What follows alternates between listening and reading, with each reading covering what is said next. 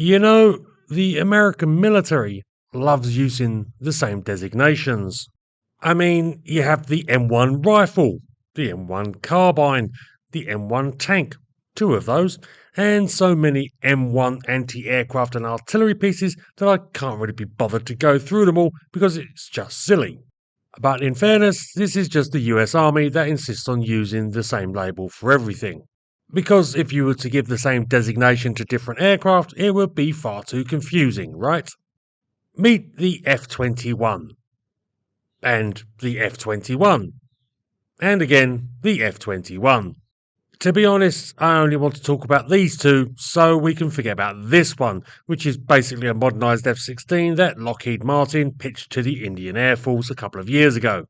No, the F-21s I want to cover are in fact Israeli-built Kafirs that were and are operated in the United States for use in dissimilar air combat training, or DACT for short. The US DACT program sprang out of the worryingly poor combat results that were being achieved by American aircraft during the Vietnam War. Advanced US naval and Air Force fighters were having a surprisingly hard time dealing with the much smaller and technically less advanced North Vietnamese Air Force and their Soviet-supplied MiG fighters. There were a number of identified reasons for this, but one factor was that combat pilots weren't trained to fight in close with the MiGs that were generally, though admittedly not always, smaller and nimbler than their American counterparts. Looking at you, F8.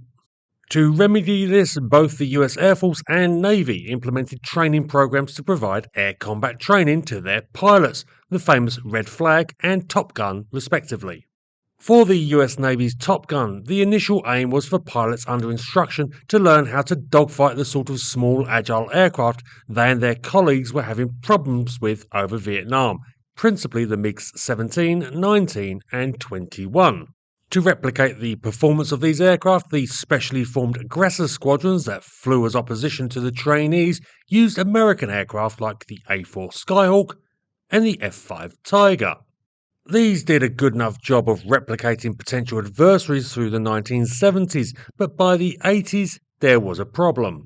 The principal expected adversary by that point was the MiG-23, an extremely fast and, for the day, formidable aircraft.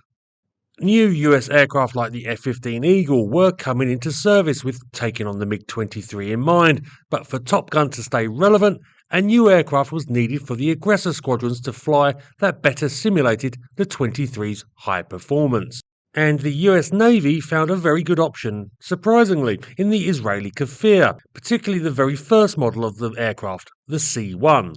The Kafir, which I will have to cover on its own at some point, was a rather innovative solution to the unique issues that Israel found itself facing in the late 1960s and early 70s.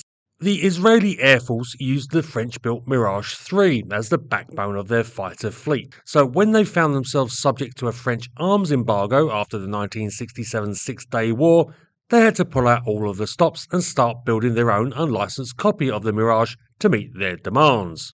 This, the Nesha, used the same French origin engine as the Mirage, but as the United States became the primary military supplier to Israel, a development program began that sought to squeeze the more powerful General Electric J-79 turbojet into the Mirage airframe.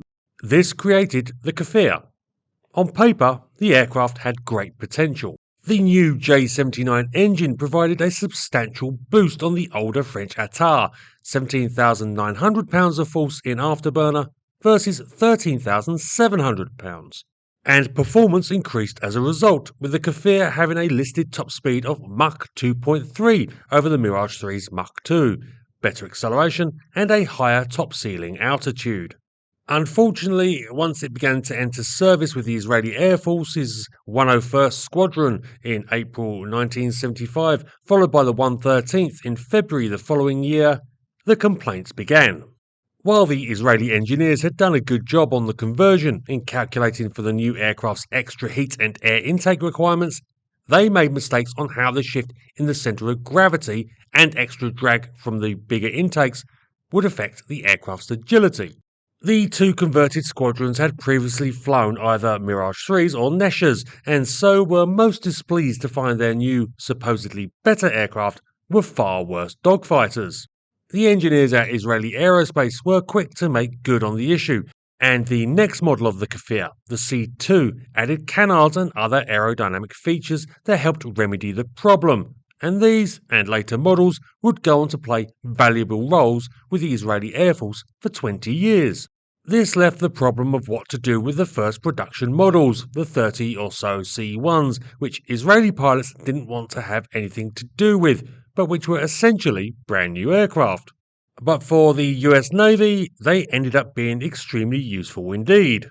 As said, the Top Gun program needed something to replicate the broad performance of the MiG-23.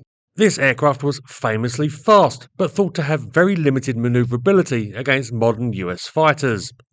Exactly like the C-1. In fact, originally the US Navy had wanted to acquire Northrop F-20s or General Dynamics F-16s to be their new DACT aircraft in the early 1980s. However, a limited purchase of the F-20, which ultimately never saw production, was far too expensive to justify, while F-16 production was fully committed at the time to the US Air Force for re-equipping their frontline combat squadrons. The issue came to the attention of Marvin Klimo, a senior representative of Israeli aircraft industries in the United States, and, utilizing his extensive contacts at the Pentagon and Department of Defense, he proposed that the now available Kafir C-1s could be a useful option. Ironically, although the idea was swiftly taken up favorably by the Americans, the Israelis initially were against the idea. After all, the C-1 may not be popular, but it did provide a viable aircraft for two reserve or replacement squadrons in the Israeli Air Force. However, with the increasing importance of US supply and aid to Israel at the time, it was soon acknowledged that an agreement would be beneficial to both parties. The agreement was that though notionally leased to the US Navy, in fact the Department of Defense paid nothing to utilize the aircraft. Instead, the US Navy guaranteed to keep the aircraft fully air and combat worthy to Israeli standards, and that the aircraft was subject to immediate return in the event that the IAF needed them. Additionally, servicing the F-21s was undertaken by crews provided by the Israelis under contract, with the United States paying for the maintenance team's costs. In 1985, the US Navy and Marine Corps leased 25 of these early Kafirs, designating them as the F-21A for use by their aggressor squadrons. These got painted in two different schemes, a mottled grey and a desert pattern which was similar to the original Israeli scheme, but which also closely resembled the sort of paint jobs seen on MiG-23s used by the Soviet Union. All told, 12 of the aircraft went to the US Navy's VF-43 squadron, while 13 went to the Marines' VMFT-401.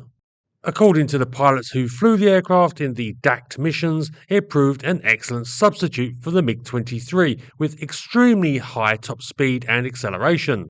Indeed, against the F-14, which was the primary Navy fighter at the time, the F-21s could outrun the bigger aircraft without too many problems. However, the dogfighting capabilities of the aircraft were limited, with the classic delta wing issue of good initial turn, which rapidly bled the aircraft's energy, leaving it exposed in a longer fight, as well as poor visibility for the pilot, which to be fair was like the MiG-23, so ironically all ideal.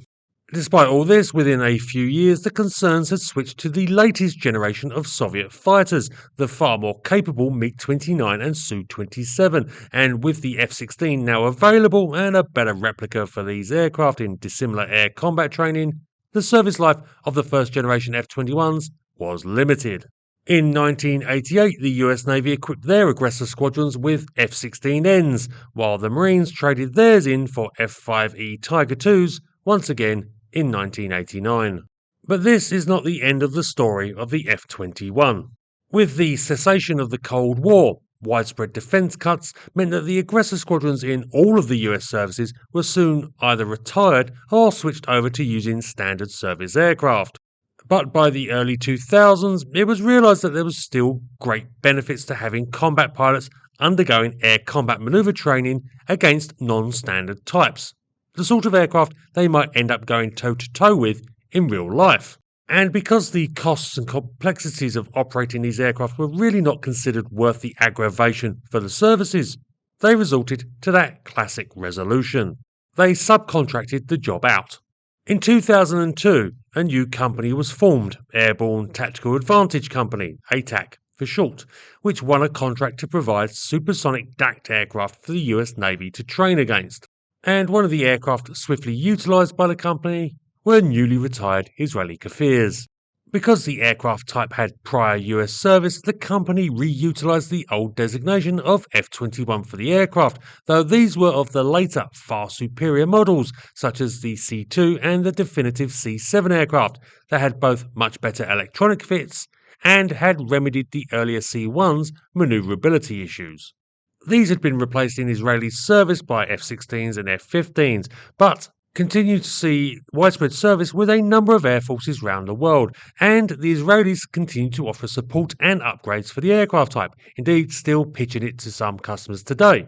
One of whom is ATAC, who continue to operate 5 of these aircraft, providing dissimilar air combat training to US Navy, Air Force and Marine squadrons, as well as the National Guard, all across the United States.